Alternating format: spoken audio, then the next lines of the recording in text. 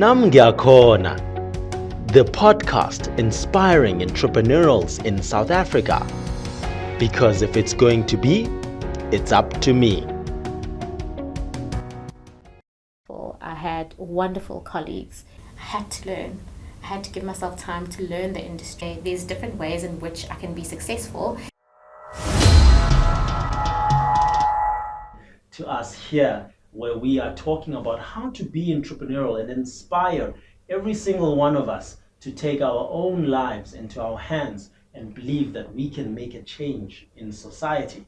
And today we have a fantastic and very exciting guest to share with you and discuss her journey on being entrepreneurial as well as being a leader within the FMCG as well as business. And from me, your host, Buntu Majaja, I welcome you back again to Namgyakhona and Philile Mabolloane.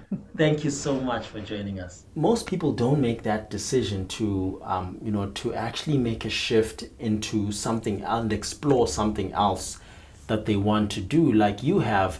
And you've taken certain steps to realize that. I mean, now you are a young executive at one of the largest, if not the largest, publishing company in the country. And you've been recently recognized as well as a finalist in Standard Bank's Top Women Awards. And that journey going from, I'm not sure what I want to do, to being in a place like that had a lot of self-awareness challenges as well, but also going after something that you believed in. When you went into that sales, had that option. Okay, now I can go into the sales position, and you really made a great journey and a success of that career. What was that decision making like? What drove you to say, I'm willing to try this? Some people may have been scared to say, I'm not trained in this, I come from chemistry, but something in you said, I'm willing to try this without any background on it. No, definitely. I agree with you, Buntu. It was a very difficult decision for me because all I knew at the time was chemistry. But I think I was also fortunate. I think I was very fortunate in that I was working for an organization that realized, or rather an HR person who realized that no, based on, she said to me, you're driven. I can see you're driven. So I think let's really try and pursue this other avenue and give it a try. If it doesn't work out, then you would have tried. And for me, that was a challenge in itself. So I think already stepping into the sales role was for me okay, I know I have a chemistry background, but I'm going to make this work. I'm determined to make this work. And I think that determination, that's what made me grow in the organization and even come back, because it was my first job. I started there and then I went through other organizations and then I eventually went back again before leaving again. I always say it was home for me because I know that they gave me the opportunity to be able to find myself and find out who I truly am. I was very fortunate for someone to say, I don't think it's going to work here. Let's rather try here. And I couldn't be more happier right now. And I enjoy what I do. You love what you're doing, and I think that's how you can excel at what you're doing. Definitely. That's how you can be innovative at what you're doing. Exactly when you say, you were going through this journey and you were working with your colleagues, you were determined to grow and to learn and to become better, even though you say that you may have come from a place where you're not meant to succeed in this place, 100%. But you can grow into that success. So you actually sharing here, reflecting on the mindset you had was about, even though I'm not built for this now, I can grow into it. I can mold myself. And you weren't saying, I'm a chemist, I'll be a chemist forever. And when you were doing that in your journey, what were some of the things that you saw, as in order to grow and to thrive and to change and to change and adapt, that helped in thriving in that space that you're not meant for? So the most important thing was a willingness to learn. So you have to be willing to learn. You can't just tell yourself that, okay, even though I'm in an unfamiliar environment, I will just wing it. You need to be able to say, I can ask for help. And I think that's what made me quite successful. I had wonderful colleagues who said, you may not have a sales and marketing background, we are all trainees, but let us help you where we can. I also had a challenge because I was working in an environment where they spoke Tswana and Sesotho, and I'm Zulu. So I also had a language challenge as well. So I had to overcome that. And again, to just humble yourself and tell yourself that, you know what, I'm willing to learn. Yes, I'm going to succeed. But in order to succeed, I need to acknowledge the fact that I need to learn. And I think that's what gave me an advantage as well, that I was willing to learn, I was willing to listen, I was willing to, to explore new things with my colleagues and be able to take that in and use that to my advantage and to become successful and apply it in the other organization that I worked at, just even now at Juta. I'm in a publishing industry and I come from FMCG. I had to learn. I had to give myself time to learn the industry and say, okay, this is unfamiliar, but you know what, we will succeed. And in order for us to succeed, I need to learn how the business works, how the industry works. And yeah. Very important there, guys. You need to learn. Asihlale esikolweni. We need to stay in school, and I mean, you're learning.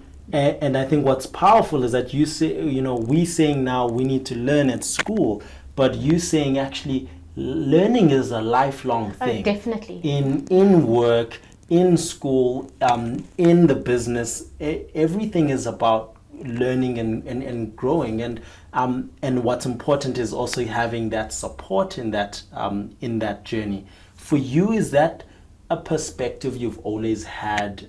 Is that something that grew when you were there? Because you also said the HR manager realized that you were determined, you were driven. Maybe that was from a younger age already. When did you start having that mindset to that, learning is applied in everything and it's important in all forms of success? And what made that shift change for you? So I think I was very fortunate to be raised by parents who really believed that education is the be all and end all. So my parents were both entrepreneurial and in academics. So my parents believe that you can do both. And I think I was very fortunate to be able to raise in a household where my mom specifically always said, okay, what are you going to study? How are your studies going? And fortunately for her, I never gave her any problems. She likes to say, even today, she says, with Philile, I never had to worry about her homework. There was a time where my mom and myself were studying at the same time. She was at UNISA and I was at UKZN. So I was very, very fortunate to be brought up in an environment where education is important and the application as well. So not only education via textbook or via school, but educating yourself via different ways of making money. So my father was involved in many different types of businesses, and I think in that stance also I could see that, okay, there's various ways of how one can be successful, and I think we can't just focus on one way. You need to be able to have an open mind and say, okay, there's different ways in which I can be successful. It doesn't have to be either or, it can be everything. I can be both. I can follow an education stream and I can be entrepreneurial and be successful. There's nothing wrong with that. So I think that drive and that determination I got from my parents, where I was raised in a household where it was you need to succeed, and that's what I carry through in everything that I do. So not only in my work environment, but even when I'm studying as well, I carry that and I say, okay, or if I'm faced with a challenge, I have to carry that determination that says, okay, you're going to have to succeed. And that's such an important point to think about, right? Is I'm not my one career. I'm not what I studied. I'm not. I can be a slash career, and even in the long term of my career, I can be different things if I want to apply myself, and I'm willing to learn through that process. And which is what you're saying, that if you have lifelong learning, then your success can be applied anywhere. 100%. Maybe in closing is to hear from you, some, if you're 16, for example, if we think about the 16-year-old Philile, and they are actually, have a goal and they share it with some people, but some people say, Eish, but this one is crazy. I don't think they can do that. Maybe try this, or something easier for you, or maybe go and do that. But you're determined, and you really want to do this. But this, like you're saying, you take it to heart. Mm-hmm. How do you deal when you take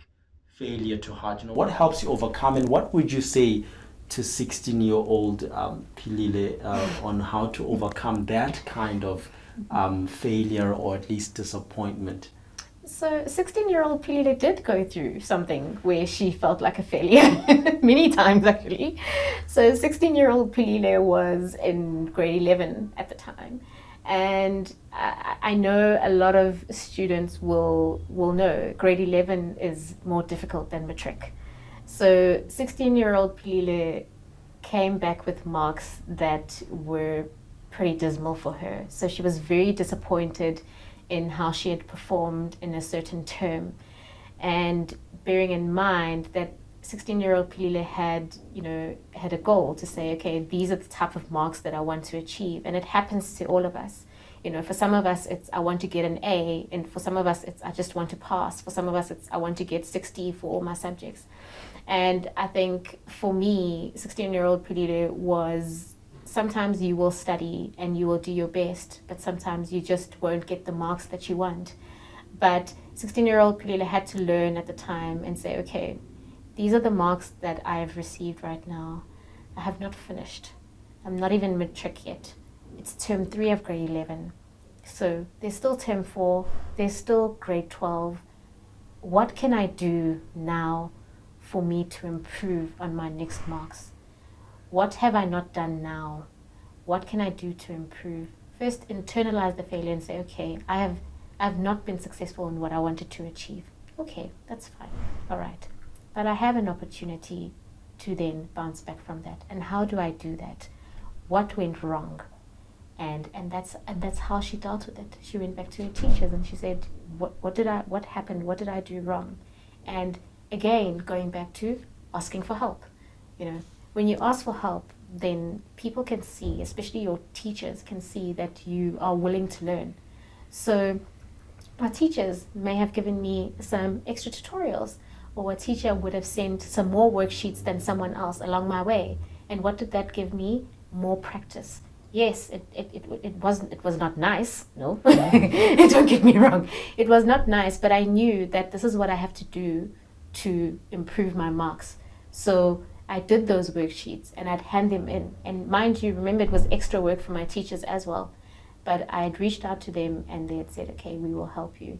Some teachers had extra classes for maths, for instance, and I would go to those classes. So it's all about, how do I bounce back from my failure? What can I do in order to achieve the next time? What went wrong with the last time I tried this? And what can I do to better it the next time? And teachers are always willing to help. I know that. Powerful. And really applying yourself and learning and reaching out seems to be a core aspect that I'm gleaning and reflecting from today. And nazo ke bafethu, you heard it here once again, if you have goals and you are connected to your goals, you will find a way. You will handle the challenges and you will get the help that will make you successful and reach your goals, even when right now it's not obvious and easy for you to do that. And of course, it's not going to be easy, but we do want to thank you, Philile, for inspiring us today and sharing your journey and some wisdom for us to apply in our journeys as well. Thank you so much for having me, Muntu. Thank you. Remember, once again, if you were inspired, comment in the bottom, share it with a friend. They might be inspired as well, and you might just change someone's life. Thanks always from me, your host, Buntu Majaja. See you next time. Stay inspired and be entrepreneurial. Follow us on social media and find us on WhatsApp. Nam ngiyakhona.